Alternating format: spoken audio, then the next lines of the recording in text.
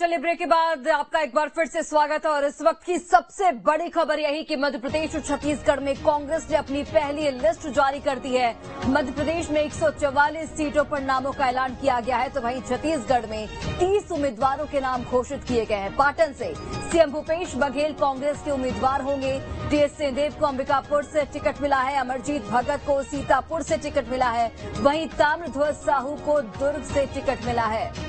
आरिफ मसूद को भोपाल मध्य से टिकट दिया गया है। इसके अलावा लाहार से गोविंद सिंह को टिकट दिया है। श्योपुर से बाबूलाल जुंडेल को मैदान में उतारा है। दतिया से अवधेश नायक को टिकट दिया गया है। शिवपुरी की बात करें तो यहां से केपी सिंह उम्मीदवार रहेंगे। इंदौर 1 से संजय शुक्ला को टिकट मिला। इंदौर 2 से चिंटू चौकसे को उम्मीदवार बनाया गया है। इंदौर 4 से राजा मंगवानी को टिकट दिया गया। राहु से जीतू पटवारी बने कांग्रेस के उम्मीदवार। वही देखिए सावेर से रीना बोरासी, देपालपुर से विशाल पटेल को उम्मीदवार बनाया गया। यानी कि अगर हम कांग्रेस की लिस्ट की बात करें तो कई ऐसे पुराने चेहरे हैं जो एक बार फिर से कांग्रेस की लिस्ट में देखने को मिला है। चाहे हम छत्तीसगढ़ की बात करें या फिर मध्य प्रदेश की बात करें, मध्य प्रदेश में भी सिटिंग एमएलएज को उतारा गया है। जो पूर्व मंत्री रह चुके हैं उन्हें उतारा गया है। हालांकि कमलनाथ का नाम एक सरप्राइजिंग नाम है। कमलनाथ छिंदवाड़ा से चुनाव लड़ेंगे। वहीं पर छत्तीसगढ़ की बात करते हैं तो छत्तीसगढ़ में भी मंत्रियों को ही टिकट दिया गया है। जो तमाम कैबिनेट के मंत्री हैं उन्हें टिकट दिया गया है। पाटन से सीएम भूपेश बघेल चुनाव लड़ेंगे। अंबिकापुर सीट से टीएस सिंहदेव को उतारा गया है। इसके साथ ही तमाम वो नाम है जो मंत्री रह चुके हैं और जो मंत्री का कार्यभार अभी भी संभाल रहे हैं। कैबिनेट के मंत्रियों को इस बार टिकट में जगह दी गई है। चलिए अधिक जानकारी के साथ सहयोगी नीलम जुड़ गई है। नीलम, चूंकि आप बता रही थी कि कमलनाथ का नाम सरप्राइजिंग है, इसके अलावा कौन कौन से नाम सरप्राइजिंग है वो जरा जानकारी दीजिए और किस तरीके से यहां पर जो छिंदवाड़ा से कमलनाथ को टिकट दिया गया है। इंदौर 1 से चूंकि कैलाश विजयवर्गीय है वहां पर बीजेपी के प्रत्याशी, वहां से उनके सामने कौन होगा ये जरा बताइए।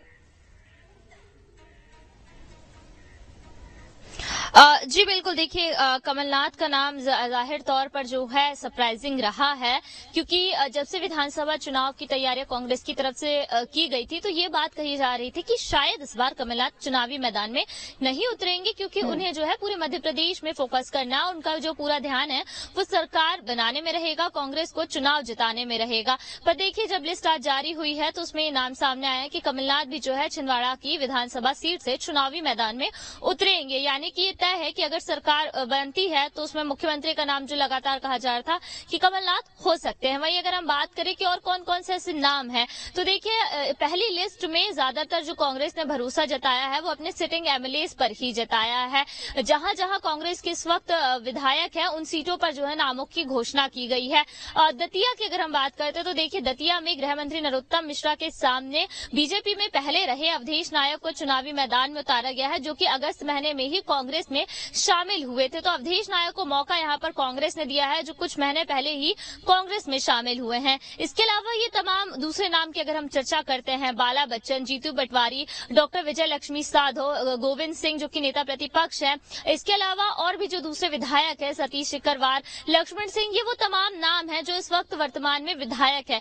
यानी कि कांग्रेस जो है इन सीटों पर किसी तरह का कोई रिस्क नहीं लेना चाहती थी। कांग्रेस ने एक बार फिर से अपने विधायकों पर ही भरोसा जताया है कि इस बार भी चुनावी मैदान में वो उतरेंगे तो जीत उनको जो है हासिल हो सकती है। भोपाल मध्य से आरिफ मसूद को जो है एक बार फिर से मैदान में जो उतारा गया है।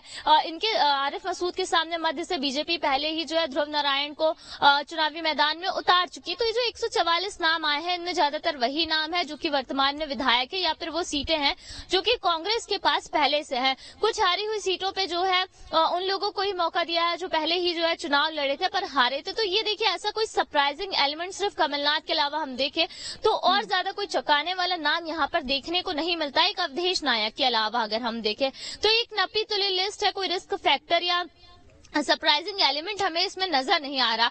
या यूं कहे जिस तरह से हमने देखा था कि जब बीजेपी की जो आखिरी लिस्ट आई थी चौथी, जिसमें तमाम कैबिनेट मंत्रियों को और सिटिंग एमएलए को मौका दिया गया था, तो कांग्रेस की पहली लिस्ट में यही वाला एलिमेंट नजर आ रहा है कि तमाम विधायकों को मौका दे दिया गया है। महिला प्रत्याशियों के हम नाम करें तो एक बड़ी संख्या में महिला प्रत्याशियों को चुनावी मैदान में उतारा गया है। करीब 15 महिला प्रत्याशी जो है कांग्रेस की तरफ से चुनावी मैदान में रहेंगी। तो ये एक जरूर है कि नपी तुली सी लिस्ट नजर आ रही है। अब भी कई सीटों को होल्ड किया गया है जहां पर पेच फंसे हुए थे। तो 230 में से 144 नामों विधानसभा सीटों पर नामों की घोषणा हो गई है। ज्यादातर अगर हम देखें तो सिटिंग एमएलए हैं, अलग अलग शहरों की जो विधानसभा सीट थी वहां पर ताकि ये जो है अपनी चुनावी तैयारियों में, क्योंकि देखिए इनका दबदबा कहीं न कहीं उनकी विधानसभा सीट पे लगातार बना हुआ था।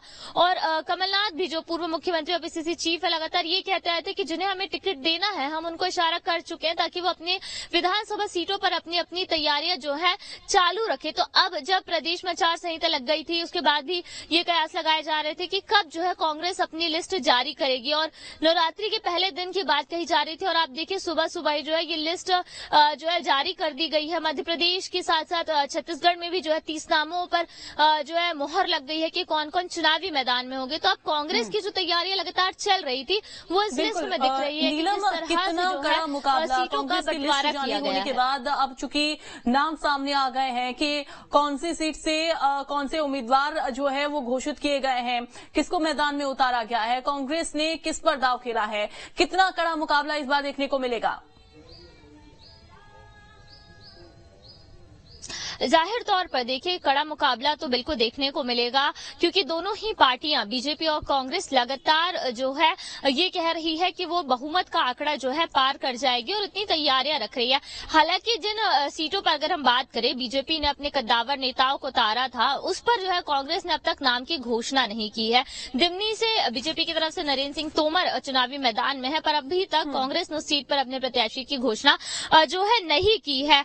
इसी तरह जो दूसरे नाम भी हमारे सामने थे तो उन सीटों पर भी अब तक जो है कांग्रेस ने अपने प्रत्याशी नहीं उतारे। तो ये जरूर देखने वाली बात होगी कि जिन सीटों पर बीजेपी ने अपने बड़े चेहरे उतारे हैं कांग्रेस जो है कितनी तैयारी के साथ उन सीटों पर अपने प्रत्याशी उतारती है।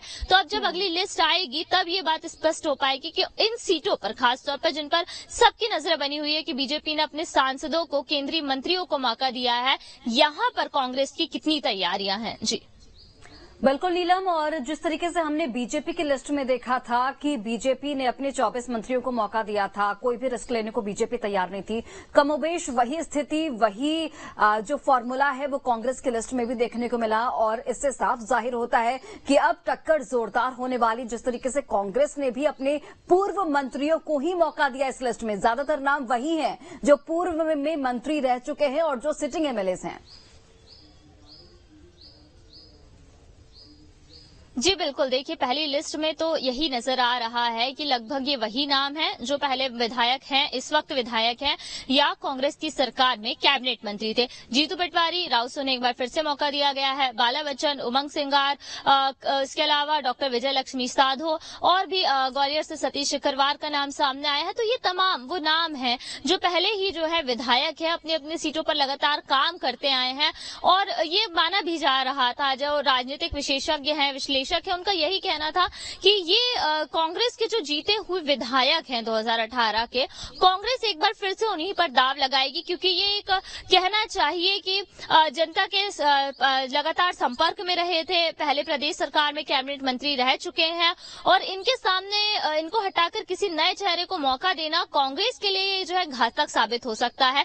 और सर्वे रिपोर्ट भी यही कह रही थी कि जो पहले से ही विधायक रहे हैं उनके क्षेत्र के, वो उनकी रिपोर्ट्स अच्छी आई थी। तो ये अगर हम देख रहे हैं कि लगातार वो नाम है, वो तमाम नाम है अलग अलग क्षेत्रों से, श्योपुर से, अटेर से, ये तमाम वो नाम है जो पहले से ही विधायक है और उनके पास अब जो है, क्योंकि देखिए अगर हम देखें तो अब बिल्कुल 17 नवंबर को मध्य प्रदेश में मतदान होना है। आज 15 अक्टूबर हो गया, यानी कि करीब सिर्फ 1 महीने का समय बचा है इन प्रत्याशियों के पास अपनी तैयारी करने के लिए। तो ये एक कहीं ना कहीं ये बात भी है कि जो विधायक पहले से है उन्होंने 5 साल अपने क्षेत्रों में जो काम किया है वही काम लेकर के वो जनता के बीच में जाएंगे। तो उनके लिए ये समय वाली जो फैक्टर है वो उनके पक्ष में रहेगा कि उनके पास तो 5 साल का समय था, तो वो आधार पर जो है जनता के बीच में जा सकते हैं। तो ये फैक्टर को देखते हुए भी कांग्रेस ने जो है तमाम जो विधायक उनके हैं उनको ही मौका दिया है। और यही पहली लिस्ट में हम देख रहे हैं कि 144 नामों पर भले ये घोषणा कर दी गई है पर वो तमाम नाम है यहाँ पर जो पहले से ही कांग्रेस के विधायक है या कुछ ऐसी सीटें हैं जिन पर कांग्रेस को हार का सामना करना पड़ा था। अब दतिया में देखिए गृह मंत्री नरोत्तम मिश्रा का गढ़ है। दतिया में अवधेश नायक जो कि बीजेपी के ही कद्दावर नेता थे, अगस्त में बीजेपी छोड़कर के कांग्रेस ज्वाइन की, उन्हें चुनावी मैदान में उतारा गया। तो ये जरूर देखना होगा कि जो नाराज होकर के कांग्रेस में आए हुए थे बीजेपी से, उनको कितना मौका कांग्रेस की तरफ से दिया जा रहा है? जी बिल्कुल। और नीलम, अगर हम बात करें पार्टी की, तो सतना जिला पंचायत की पूर्व अध्यक्ष डॉक्टर रश्मि सिंह पटेल को अब नागौद से उम्मीदवार घोषित कर दिया है। लेकिन अगर हम बात करें कि जो कि पूर्व नागौद विधायक यादवेंद्र सिंह की टिकट के लिए यहां पर दावेदारी थी, लेकिन उनको छोड़कर अब रश्मि को यहां से उम्मीदवार घोषित कर दिया है। किस फैक्टर को यहां पर ध्यान में रखकर यह फैसला लिया गया?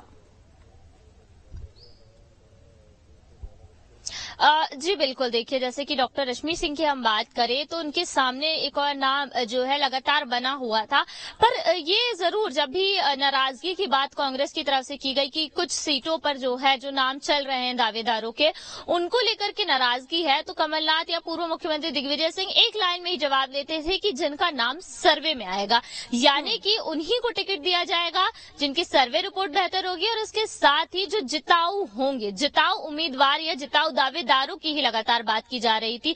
तो जो डॉक्टर रश्मि सिंह को मौका दिया गया है, ये फैक्टर वही है कि सर्वे रिपोर्ट में बेहतर नाम आया था, पार्टी से लगातार संपर्क में थी, एक अच्छी कार्यकर्ता रही है, और जो है जिताऊ उम्मीदवार वाला जो फैक्टर बार बार कांग्रेस रिपीट कर रही थी अपनी बातों में कि जो भी जिन्हें टिकट दिया जाएगा वो वही होंगे जो सीट जिता सकेंगे, क्योंकि कांग्रेस का एक स्पष्ट है कि हमें मध्य प्रदेश में इस बार सरकार बनानी है। 2018 में जो गलतियां हुई थी, फिर उपचुनाव में जो गलतियां हुई थी 2020 के, उन गलतियों को नहीं दोहराना है, इसीलिए लगातार बैठकें हुई थी। और न सिर्फ बैठकें हुई थी, इसके अलावा स्क्रीनिंग कमेटी के जो सदस्य है, अध्यक्ष है, वो भी भोपाल आए, उन्होंने मध्य प्रदेश के अलग अलग जिलों के जिला अध्यक्षों से बातचीत की, पदाधिकारियों से बातचीत की, ताकि जब उम्मीदवारों के नाम की घोषणा हो तो जो नाराजगी वाली बात होती है वो सामने ना रहे, या उस नाराजगी को पहले ही कम किया जा सके। तो इन तमाम पहलुओं पर लगातार विचार मंथन किया जा रहा था, और इसीलिए देखा जाए कि इसलिए एक लंबा समय कांग्रेस की तरफ से लिया गया अपने उम्मीदवारों को चुनावी मैदान में उतारने के लिए। जी बिल्कुल नीलम, और जैसा कि 144 प्रत्याशियों के नामों की घोषणा हुई, इसमें हमने देखा कि जो भी नाम घोषित किए गए हैं उसमें ओबीसी वर्ग के 39 प्रत्याशियों के नाम घोषित किए गए, यानी कि ओबीसी वर्ग को एक तरह से साधने की यहां पर कोशिश की गई है। और वैसे भी अगर हम पहले के बयानबाजी पर भी गौर करें तो हमेशा ओबीसी पर फोकस कांग्रेस का रहा है।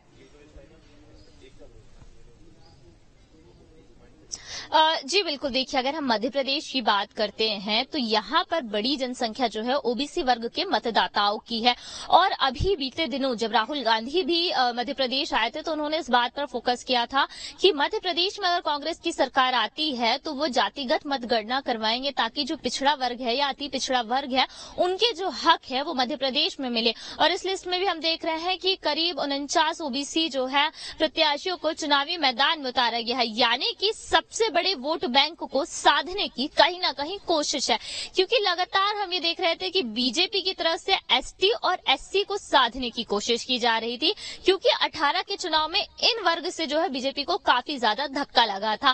कांग्रेस भी गाहे बगाहे जो है खुद को आदिवासियों का या दलितों का हितैषी बताते जा रही थी, पर धीरे धीरे जिस तरह से हमने देखा कि देश की राजनीति में जातिगत जनगणना की जब बात सामने आई तो कांग्रेस भी उसमें पीछे नहीं हटी। मध्य प्रदेश में कांग्रेस के नेता आते तो कहा कि जातिगत जनगणना करवाएंगे ताकि प्रदेश में ओबीसी के कितने मतदाता है ये बात स्पष्ट हो सके, और क्योंकि एक बड़ा वोट बैंक है, या कहें कि सबसे बड़ा वोट बैंक मध्य प्रदेश में है।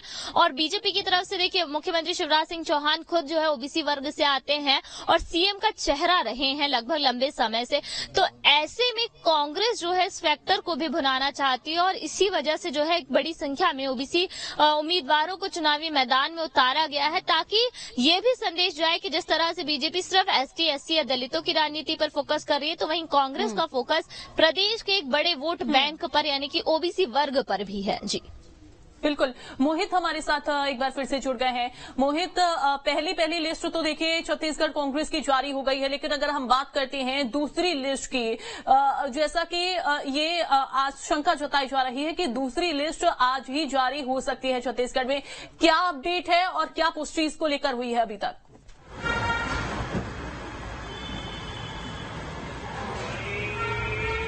देखिए, न्यूज ने सबसे पहले खबर दिखाई थी कि जब केंद्रीय चुनाव समिति की बैठक हुई थी उसमें 58 सीटों पर सिंगल नाम तय कर लिया गया था। 90 विधानसभा सीटों की असेंबली है जिसमें से 58 यानी 56 सीट्स पर सिंगल नाम तय कर दिया गया है। और देखिए, फोकस इस बात को लेकर है। फोकस क्या है? फोकस ये है कि पहला जो फेज है, पहला जो चरण है 20 सीटों का, उसमें पहले प्रत्याशी को उतारा जाए। यही कोशिश जो है इस बार कांग्रेस पार्टी की रही है। और उसमें देखिए, मुख्यमंत्री भूपेश बघेल को पाटन से जो है उम्मीदवार बना दिया गया है और ज्यादातर जो 20 सीटों पर जो विधायक हैं उनको मौका दिया गया है। तो देखिए, कोशिश यही है कांग्रेस पार्टी की कि जो एंटी इनकम्बेंसी है उनको जो है टिकट न दिया जाए, उनको टिकट दिया जाए जो जिताऊ उम्मीदवार हो, जो पार्टी की विचारधारा के साथ चलते हुए नजर आए। और देखिए, छत्तीसगढ़ के बारे में विशेष तौर पर यही कहा जाता है कि छत्तीसगढ़ मॉडल की तारीफ लगातार राहुल गांधी, सोनिया गांधी, प्रियंका गांधी, मल्लिकार्जुन खड़गे करते रहे। तो छत्तीसगढ़ में डेवलपमेंट के नाम पर, भूपेश बघेल के नाम पर, भूपेश बघेल की लीडरशिप के नाम को लेकर जो है कांग्रेस पार्टी अब मत मांग रही है मतदाताओं से। और यही कोशिश है। देखिए, भूपेश बघेल इकलौते ऐसे मुख्यमंत्री रहे जो 90 विधानसभा सीटों में भेंट मुलाकात कार्यक्रम के दौरान जनता से मुखातिब हो चुके हैं। वहां पर जाके एक दिन जो है विश्राम कर चुके हैं, प्रवास कर चुके हैं। तो तमाम ऐसे फैक्टर हैं और इन्हीं फैक्टर्स के माध्यम से जिताऊ उम्मीदवारों के साथ, बेहतर उम्मीदवारों के साथ जो है चुनावी मैदान में उतरने की पूरी कोशिश कांग्रेस पार्टी की है। बिल्कुल मोहित, लौटती हूं मैं आपके पास। बिलासपुर से रोशन वैद्य जुड़ गए हमारे साथ। रोशन, बिलासपुर संभाग की बात करें तो वहां पर कितने सीटों पर नामों का ऐलान हुआ है कांग्रेस की ओर से इस लिस्ट में? वो तो आ रहा रोशन, देखिए, जो 30 जो लिस्ट में जो नाम घोषित किए गए हैं। हेलो जी बताइए। हेलो रोशन, आपकी आवाज आ रही है, बताइए। अभी जो 30 जो नाम आए हुए हैं उसमें जो अगर लिस्ट के जो 30 नाम निकलकर सामने आए हैं उसमें देखा जाएगा जो प्रमुख जो मंत्री हैं छत्तीसगढ़ के, उनके नाम जो है फिर से इस लिस्ट में शामिल किए गए हैं, जिसमें मुख्यमंत्री भूपेश बघेल, टी.एस. सिंहदेव, ताम्रध्वज साहू, अमरजीत भगत, जो तमाम जो मंत्री हैं उन्हें एक बार फिर से इस लिस्ट में शामिल किया गया है। और कयास भी लगाए जा रहे थे कि ये जो संभावित लिस्ट जो आई थी उसमें भी इन सभी का नाम जो था वो इसमें शामिल किया गया था। और एक बार फिर जो है पाटन से मुख्यमंत्री भूपेश बघेल वो चुनाव लड़ेंगे और अंबिकापुर से टी.एस. सिंहदेव जो उप मुख्यमंत्री हैं वो यहाँ से चुनाव लड़ेंगे। बिलासपुर संभाग की अगर मैं बात करूं तो बिलासपुर संभाग में एक सबसे बड़ा नाम निकलकर सामने आया है, जो राजस्व मंत्री जयसिंह अग्रवाल वो चुनाव लड़ेंगे। और जो विधानसभा अध्यक्ष है चरणदास महंत, उनका भी इस लिस्ट में नाम है। कुल इस 30 लिस्ट में 14 एसटी और 3 जो है एससी कैंडिडेट जो है वो इस लिस्ट में है। कयास जो लगाए जा रहे थे कि नवरात्र के पहले दिन जो लिस्ट जारी की जाएगी और सुबह होती ही जो कांग्रेस ने जो ये लिस्ट जारी कर दी है। और देखना होगा कि जो 30 नाम आ गए हैं और 60 नाम जो हैं ये कब तक आते हैं, क्योंकि देखिए पहले चरण में जो चुनाव होने हैं वो 7 नवंबर को होने हैं। ऐसे में समय भी कम बचा हुआ है और जो लिस्ट अभी आई है और जो 60 नाम अभी बचे हुए हैं उनको भी लेकर जो है जल्द ही कांग्रेस जो है लिस्ट जारी कर सकती है। जी बिल्कुल रोशन, और जिस तरीके से हम देख रहे हैं कि चूंकि समय कम है, ऐसे में चूंकि आपने बताया कि बिलासपुर से जिन्हें मौका दिया गया है, अगर हम बीजेपी के लिस्ट की बात करें तो कितना कड़ा मुकाबला यहां पर देखने को मिलता है बिलासपुर अगर संभाग की बस मैं बात करूं तो?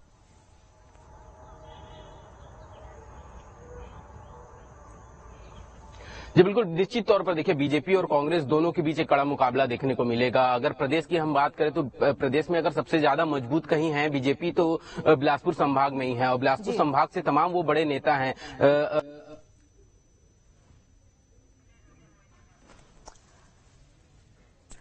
बिल्कुल, आपके पास हम लौटेंगे और मोहित का एक बार फिर से रुख कर लेते हैं।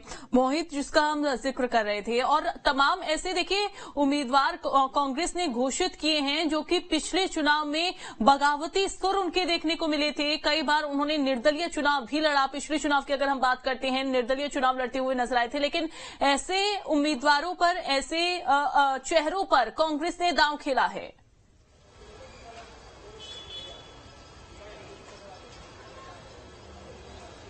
देखिए बिल्कुल हम लगातार यही बात कर रहे हैं कि जब सीसी की बैठक हो रही थी उस वक्त जो हमारे सूत्र ने बताया है कि मल्लिकार्जुन खड़गे, राहुल गांधी और सोनिया गांधी ने सीधे तौर पे यही बात की कि युवाओं की कितनी भागीदारी है, महिलाओं की कितनी भागीदारी है, आदिवासियों की कितनी भागीदारी है, दलितों की कितनी भागीदारी है, ओबीसी की कितनी भागीदारी है। यानी स्थानीय सामंजस्य, भौगोलिक सामंजस्य बैठाते हुए सीटों का ऐलान किया गया है। और देखिए गौरतलब ये है कि मध्य प्रदेश की अब सूची को देख लीजिए। मध्य प्रदेश में जो 144 सूची जो आज जारी की गई है उसमें से ज्यादातर जो है आदिवासियों को, महिलाओं को जो है इस बार मौका दिया गया है। और मौका इस वजह से दिया गया है क्योंकि उनको पता है कि अगर बेहतर, टिकाऊ और जिताऊ उम्मीदवार नहीं चुनावी मैदान में उतारे गए तो जीतना मुश्किल हो जाएगा, क्योंकि पूरी ताकत भारतीय जनता पार्टी वहां पे लगा रही है। जो हमारे पास सूची आई है उसमें से जो है ओबीसी वर्ग के 39 प्रत्याशी हैं और पार्टी ने जो 55 टिकट ऐसे लोगों को दिए हैं जो नौजवान हैं, यानी 50 साल से उनकी कम उम्र है। इसके साथ ही साथ अनुसूचित जाति वर्ग के 22 और अनुसूचित जनजाति वर्ग के 30 उम्मीदवारों की घोषणा की है। और महिलाओं पर भी देखिए दाव इस बार कांग्रेस पार्टी ने लगाया है। 144 की सूची में से 19 महिलाओं को टिकट दिया गया है और 6 अल्पसंख्यक वर्ग के नेताओं को टिकट दिया गया है, जैन और मुस्लिम, जिसमें से 5 जैन और 1 मुस्लिम। यानी सीधे तौर पर कांग्रेस पार्टी की यही कोशिश है कि एक सामंजस्य, सामाजिक सामंजस्य। बिल्कुल मोहित, और सभी समीकरणों को साधने के इस लिस्ट के जरिए कांग्रेस की ओर से कोशिश की गई है और कहीं ना कहीं कांग्रेस की लिस्ट में ये साफ तौर पर दिख भी रहा है। चलिए आपका रुख मैं करती हूं, लेकिन अभी नीलम का रुख कर लेते हैं। नीलम लगातार जुड़े हुए हैं। नीलम, अगर मैं बीजेपी की लिस्ट की बात करूं तो कैलाश विजयवर्गीय को यहां पर इंदौर 1 से उन्हें प्रत्याशी बनाया गया था। यहां पर कांग्रेस की लिस्ट में संजय शुक्ला उनके खिलाफ विधानसभा चुनाव लड़ते हुए नजर आए हैं। कितना कड़ा ये मुकाबला है और अगर हम दोनों नेताओं में कंपैरिजन करें तो किसका वर्चस्व उस क्षेत्र में आपको दिखता है? जी बिल्कुल, देखिए इंदौर 1 जो सीट है वो कांग्रेस के पास इस वक्त, और संजय शुक्ला ही जो है यहाँ से विधायक है, जिनके सामने कैलाश विजयवर्गीय को जो है बीजेपी ने चुनावी मैदान में उतारा था। संजय शुक्ला की हम बात करें तो इंदौर 1 में जो है उनका काफी ज्यादा दबदबा माना जाता है और ये वो सीट है जो बीजेपी लगातार जो है हारती हुई आई थी और यही एक बड़ी वजह थी कि कांग्रेस ने माफ करिएगा बीजेपी ने जो है कैलाश विजयवर्गीय जैसे बड़े चेहरे को इंदौर 1 वाली सीट पर जो है उतारा, ताकि उनका जो नाम है, उनका जो दबदबा है इंदौर जिले में, उसे इंदौर 1 विधानसभा सीट में जो है बीजेपी अपने तरफ से कैश कर पाए। और कांग्रेस भी ये बात जो है कहीं न कहीं समझ रही थी कि अगर इतने बड़े चेहरे को उतारा गया है तो उसके सामने टक्कर देने वाला ही कोई होना चाहिए। और यही जो है इसी कारण से संजय शुक्ला को एक बार फिर से इंदौर 1 से मौका दिया गया है और ये काफी दिलचस्प हमको जो है मुकाबला जरूर देखने को मिलेगा, क्योंकि कांग्रेस का बड़ा चेहरा है संजय शुक्ला, लगातार इंदौर 1 पे जो है काम करते आए हैं, कांग्रेस की जीती जिताई सीट रही है। तो अब किस तरह से बीजेपी की तरफ से या कैलाश विजयवर्गीय की तरफ से रणनीति रहेगी, ये जरूर देखने वाली बात होगी कि उस हारी हुई सीट को बीजेपी किस तरह से एक बड़े चेहरे किसको चुनती है वो भी देखना होगा।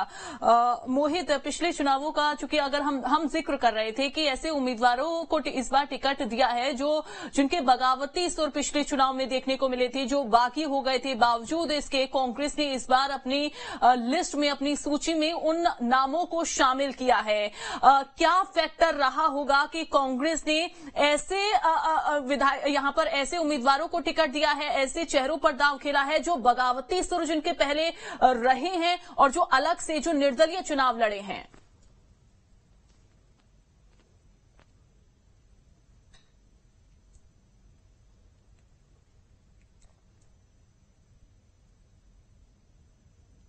नहीं हम ठीक से काम कर पाए थे।